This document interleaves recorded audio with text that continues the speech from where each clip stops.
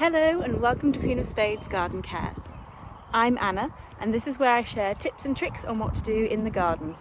And today we're looking at spring.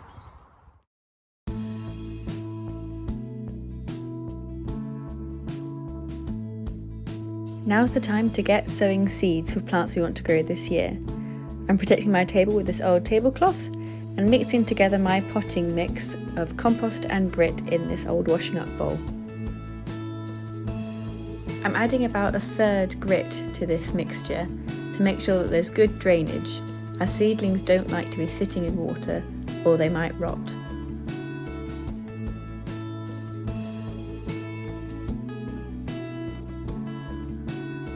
I'm planting various different types of vegetables, some that I planted last year to use up the leftover seeds that I had from last spring, and a few new ones. I'm using different shaped pots to differentiate between the different seeds as well as putting the labels in them. It's a good idea to make sure you know exactly what you're planting. Here I'm putting in some dwarf French beans. They worked really well last year, so I'm looking forward to a good crop this year.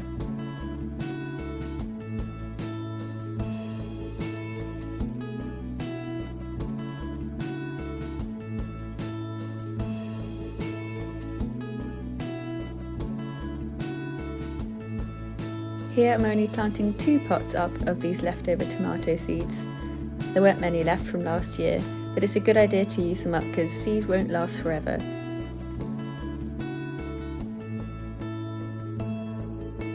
I'm sowing them very thinly, not from the packet, from my hand, to give the seedlings the best chance so they don't have to compete with one another, then covering with a light dusting of compost and making sure they have good contact by compacting them down a little bit. And make sure that they have their label in them, very fancy I know, and put them aside ready for watering later.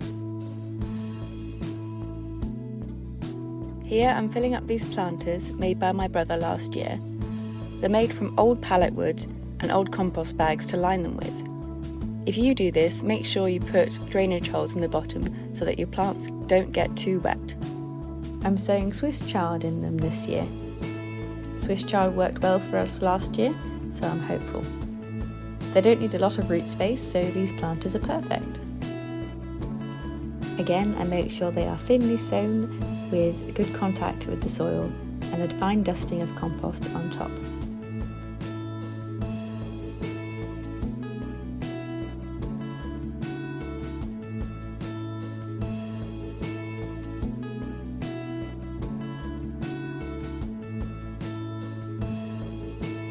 I'm giving the seeds a good soak with rainwater from my watering can. You can of course soak them by putting them in a tray of water and letting them sit there for about 5 minutes so the water can go all the way through the soil.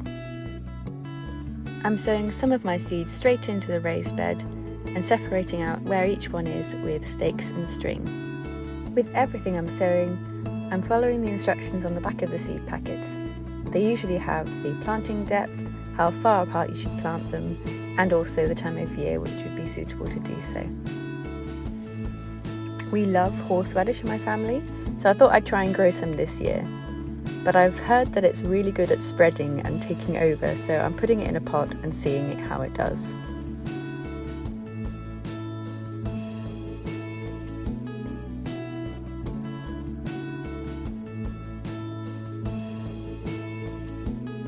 My granny gave these beautiful lilies to my mum on her birthday, not sponsored, so I'm putting them in the front for her. Before I put the bulbs in, I need to decide where they should go, so I'm looking at the bed as a whole.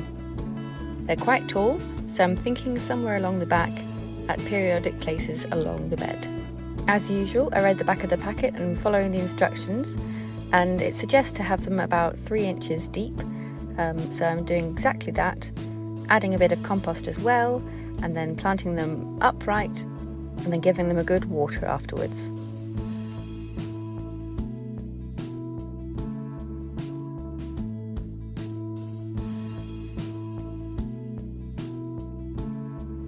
I'm watering quite slowly here because I'm making sure the water soaks into where the bulb is instead of running off into the other shrubs or onto the pavement.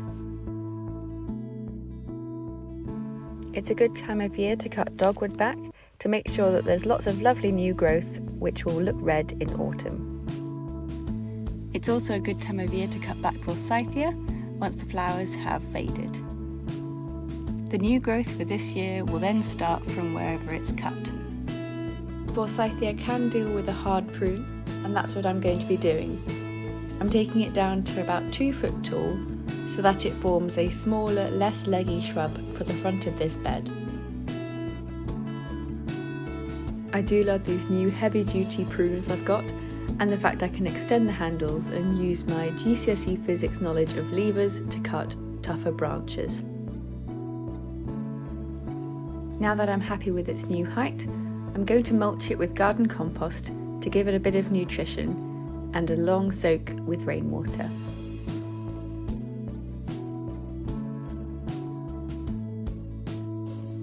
Speaking of rainwater, we've attached this bin on the side of our water butt so we can collect even more.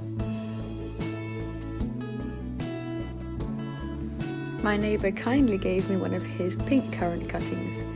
I've never heard of them before, but I'm quite excited to see how it will turn out. As we're putting most plants in, make sure the hole you're putting it in is as big as the pot that it's in, or if not bigger. And I'm just making sure that it is deep enough by popping the plant in and seeing how the level of the soil compares with that of the outside.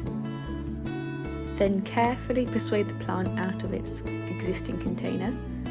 This one had been moved from a smaller one into this big one temporarily, so I had a little bit extra compost to firm it in with. And make sure that there's good root contact with the soil and water it in nicely. Although you don't want to be pruning hydrangeas too hard at this time of year, as you'll be taking away flower buds, you can adjust the shape slightly as it comes into leaf. This one has taken this shape because it was struggling for light underneath an old hedge, so I'm just trying to persuade it to be more round. I've not gone overboard with the pruning as I didn't want to take too much height away, but there we are. As the days are getting longer and the weather's getting warmer, the plants are beginning to put on growth for this year, so it's a good idea to mulch, especially wall shrubs and climbers. I'm using garden compost to give these shrubs some food, but mulching in general can be done with all sorts of things, and the main idea is not only to feed the beds but also to help suppress weed growth. Make sure you have a good thick layer to achieve this. Now it's safe to say this is a big climber. This is Group 1 Clematis montana. They all benefit from having a sunny top to them for the flowers and shaded roots by shrubs like this one.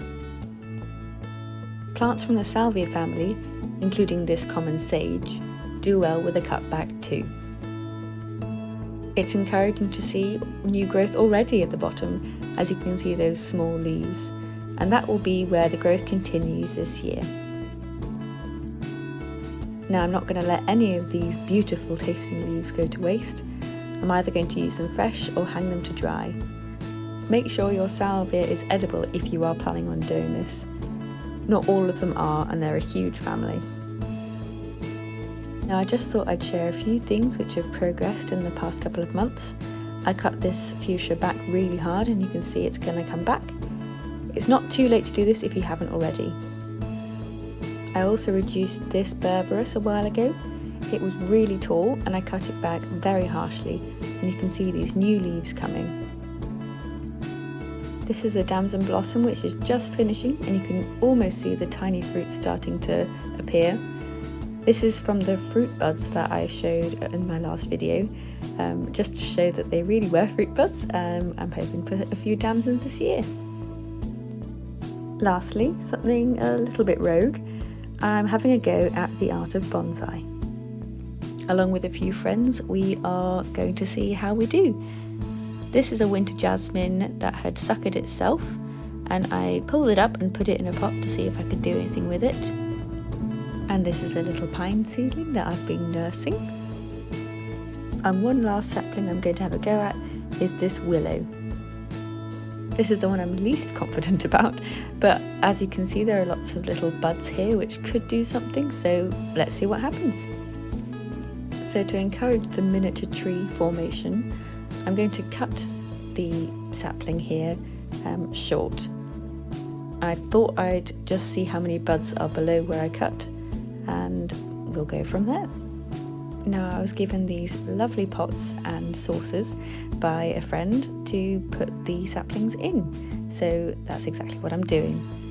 I'm making sure that they have a nice gritty compost to ensure good drainage, and popping each one in and firming it in. If anyone has any advice, please do share. And as with most gardening practices, the best way to learn is to have a go. As with pots in general, these will lose water quite easily, and especially as they are so small. So a grit mulch will help with water loss from the surface. I hope you liked this video. If you did, leave a like and subscribe and everything, and then you can keep getting these videos whenever I put them up.